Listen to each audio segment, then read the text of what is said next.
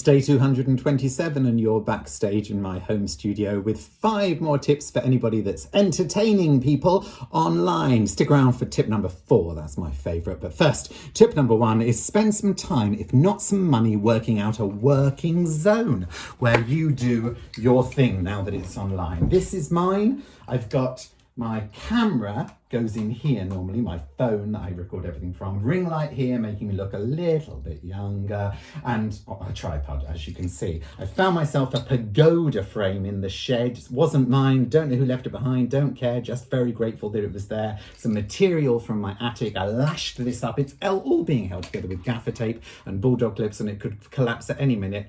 That's what live theatre's like anyway. You'll feel very much at home. Get a space that is your workspace. My ukulele on its stand is there. My music stand holding remote controls and bits of blue tack that's holding everything else together, as well as my sheet music is there. A fan is here because all the windows have to be shut while I'm filming, and it's summertime now. And I've got my little bit of advertising there. I can stick up in front of the camera, even if I don't want to be on camera, but the Zoom has started or the Facebook Live is happening, right? So just have a think about this as a zone. This seat is not quite high enough, so I'm sitting on a ream of paper. We make it work, kids. Number 2, have a little think about the amount of time you spend on the way to gigs normally, getting your head around the audience you're about to see, and take some of that time and factor it into your day now that you work from home. So normally on the way to a gig, I would be thinking, right, it's a Saturday, I'm going to be performing to predominantly Hindus. They will have been drinking since 1 o'clock. I'm going to see them at 5 o'clock. They're going to want big, ballsy, rowdy numbers. So think about what your audience at home is going to be wanting, what day of the week it is, what's happened in the news. And more importantly, take some of what would have been your travel time and use it as prep time for your brain before just going from couch to work in a minute, right? That's number 2. Number 3 is choose the right length of broadcast or transmission, the one that makes sense for you and for your viewers today, because there's no reason why you should carry on doing a 2-hour cabaret show online if that's what you normally do in real life. There's no reason. Tell me the reason, other than to bore people to death and for the battery to run out. There isn't one.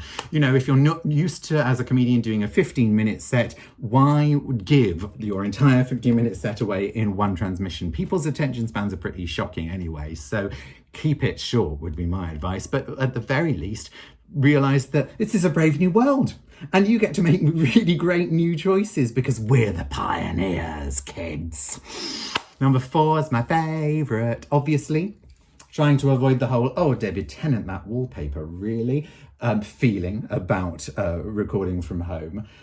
We get backdrops and we find bits of material and we cover up the bookshelves so that nobody judges us. But what if we want a different angle? What if one day we want to tell people about, you know, your own experience of doing Zoom calls? Well, you could have made people for the last 3 minutes look at a banner that advertises your cabaret show, Looking for My Friend.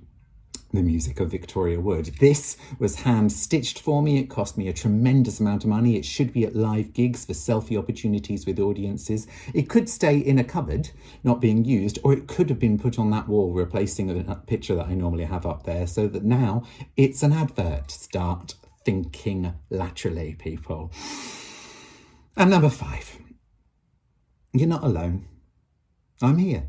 There's loads of us doing this. We're all trying to get by, keep our hand in. Some of us make money out of performing, entertaining, Zooming, Facebook Living, and doing it all remotely. So find a bud, or I'll be your bud if nobody else wants to be your bud, and chat through how you're feeling, what you're doing, and a short conversation with a friend about something that seems really, really pathetic, like the angle of a camera or your chin or what time you record, can end up in you having a really good laugh with a friend and finding a solution between you. And I'm always available. Just drop me a message or leave me a comment, and maybe you can even, you know, find some shekels and so I can give you some training.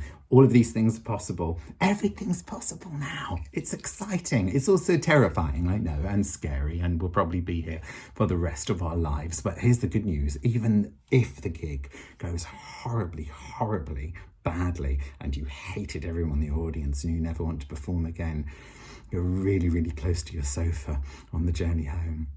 See you next time, if we're saved.